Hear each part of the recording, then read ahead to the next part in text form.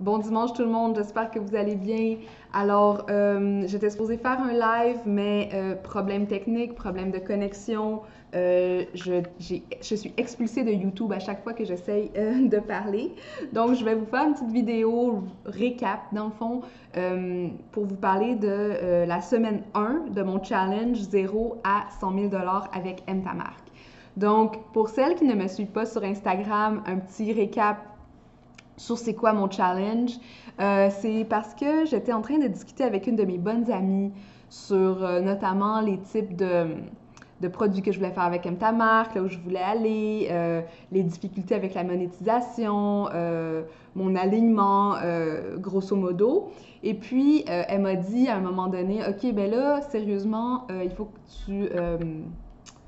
que tu commences à t'aligner vraiment, à te faire un plan d'affaires et tout ça, parce que ton objectif, dans le fond, c'est de ne plus travailler et de garder Aime ta marque comme seule source de revenus. Donc, il faut que tu fasses autant, sinon plus d'argent avec Aime ta marque que ce que tu fais en ce moment à travailler à temps plein, etc. Parce que c'est impossible que tu gardes ce rythme-là pour toujours, d'avoir une job à temps plein, d'essayer de runner une business, etc. Et quand elle m'a dit, donc, il faudrait que tu sois capable de me dire comment tu vas faire les prochains 100 000 $ avec Aime ta marque. Sinon, ton projet n'est pas viable. Et puis, j'avoue qu'à ce moment-là, j'ai eu un moment vraiment de panique. Là. Mon cœur a arrêté de battre. Puis là, j'ai commencé à sortir des arguments comme quoi que c'était impossible. En première année de monétisation, on ne peut pas faire 100 000 $, etc., etc. Et quand je me suis entendue dire toutes ces choses-là, je me suis dit aussi, OK, ben sérieusement, si moi je crois pas à mon projet, puis je demande aux autres de croire en moi, qu'est-ce que je suis en train de faire exactement? Est-ce que je suis en train d'essayer de chercher de la validation? Qu'est-ce que je suis en train de chercher chez les autres? Puis c'est là que je me suis dit que, dans le fond, c'était un excellent challenge parce que je suis une des premières à dire aux autres de voir grand, de vivre leurs ambitions, de suivre leur instinct si elles ont des ambitions et que nous, en tant que femmes, on est très habitués à se dévaloriser, etc. Donc, qu'est-ce qui est de mieux que d'essayer d'aller chercher un montant aussi exorbitant, entre guillemets, avec un projet naissant? Bon, ce qui me mène à ma première semaine à vivre ce challenge-là. Puis sérieusement, une des choses que j'ai notées, c'est que à chaque fois que je pense au défi ou que j'en parle, il y a un certain niveau d'incrédulité qui accompagne la façon dont je m'exprime. Donc, je vais soit mettre le challenge entre guillemets, ou je vais rire un petit peu en parlant, ou je vais avertir les gens que c'est un petit peu exagéré, mais de ne pas avoir peur, ou je vais mettre beaucoup d'explications autour du challenge pour en parler, ce qui fait que j'ai l'impression que je own pas à 100% ce challenge-là.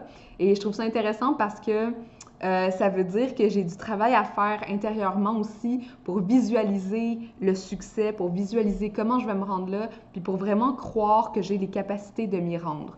Puis ça, c'est même si vous m'avez tous été d'un grand support, j'ai eu beaucoup de gens qui m'ont encouragé, des gens qui m'applaudissent, puis tout ça, mais j'avoue qu'il y a du travail à faire encore à l'intérieur de moi, bien que je me suis mis à la vitesse supérieure, là, point de vue travail. Point de vue travail, productivité, ça s'est bien passé. C'est des journées de fou. À Concordia, je vous avoue que je chôme pas, donc je suis pas mal occupée de 9 à 5. On est en fin de session, donc il y a beaucoup, beaucoup de travail à faire en préparation pour l'été, en préparation d'objets de brochures promotionnelles, des rapports de fin d'été, de fin d'année, puis tout un tas de stratégies pour l'année à venir. Donc, c'est assez chargé d'un point de vue dans mon 9 à 5. Parallèlement, j'essaye de quand même garder un rythme de vie où je m'entraîne puis je mange régulièrement. Euh, le soir, le lundi soir, je donne un workshop qui est un nouveau workshop, donc sur le blogging et l'image de marque.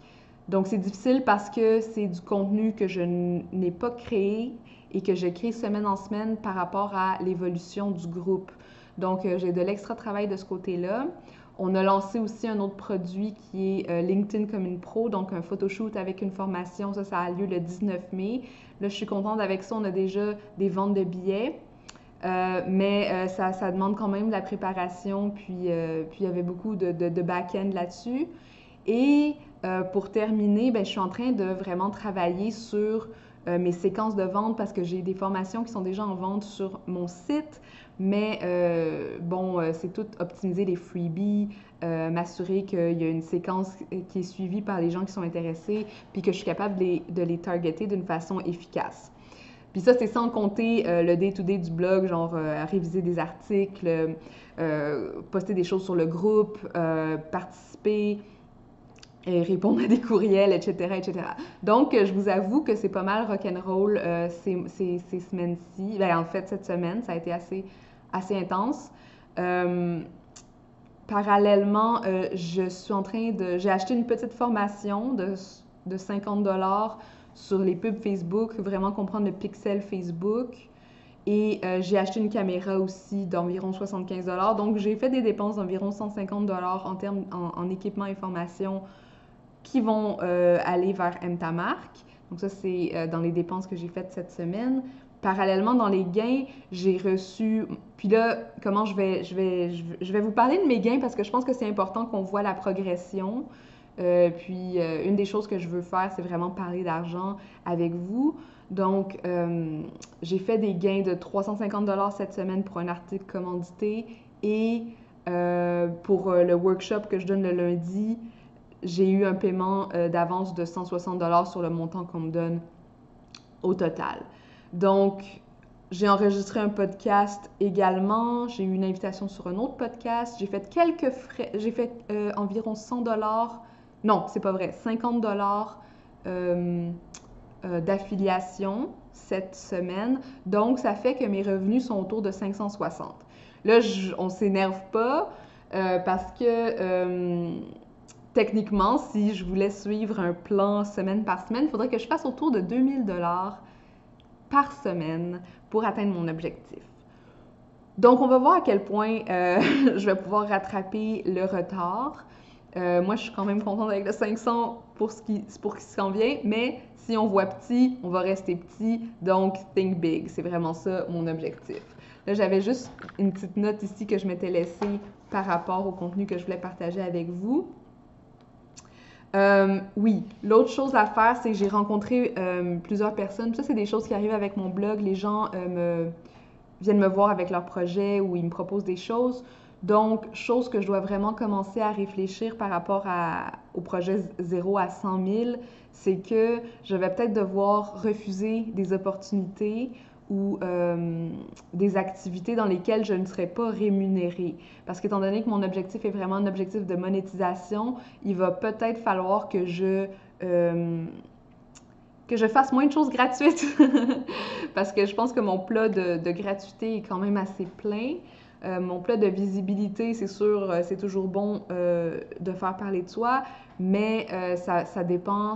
Je suis vraiment dans une étape où je dois constater le nombre d'heures de travail que ça me prend versus le gain que je vais en faire, parce que sinon, j'arriverai pas si je mets trop de travail versus les gains. Ce qui fait que ça se peut qu'il y ait des projets qui m'intéressent vraiment, que je voulais mettre en branle, mais comme c'est une première année et que c'est des projets qui demandent beaucoup d'investissement de temps et de préparation, que ça aille seulement à l'année prochaine, vu qu'il n'y aurait pas de potentiel de gain. Donc voilà où j'en suis, point de vue stratégie, point de vue réflexion, point de vue développement personnel. L'autre chose qui m'angoisse un petit peu, pour être bien honnête, c'est comment je vais gérer l'équilibre dans tout ça, parce que je suis quelqu'un qui se donne vraiment à fond, mais qui s'épuise. Et quand que je suis épuisée, ben, c'est difficile de remonter la côte. Donc, ça va être de voir comment je suis capable de garder vraiment cet équilibre, d'arrêter de travailler puis de me dire, OK, le but ne devrait pas être atteint au détriment de ma santé. Malgré ce qu'on lit souvent dans des livres d'entrepreneurs où ils sont, ben là, couche-toi à 2h du matin, lève-toi à 6, travaille non-stop. Oui, je veux arriver à mon objectif, mais je ne vais pas le faire au détriment de ma santé. Donc voilà, c'est ma petite vidéo. Je vous reviens la semaine prochaine avec d'autres réflexions. Puis si jamais vous avez des commentaires ou des suggestions ou des choses que vous aimeriez me demander, envoyez-les-moi par courriel ou en commentaire dans cette vidéo. Donc, je vous souhaite une super belle semaine, puis on se reparle bientôt. Vous pouvez naturellement venir nous rejoindre sur le groupe Vive ses ambitions au féminin et aller aime ta marque sur toutes les plateformes parce que je vais avoir besoin de votre support à travers cette année. Je vous souhaite une belle journée. Bye bye!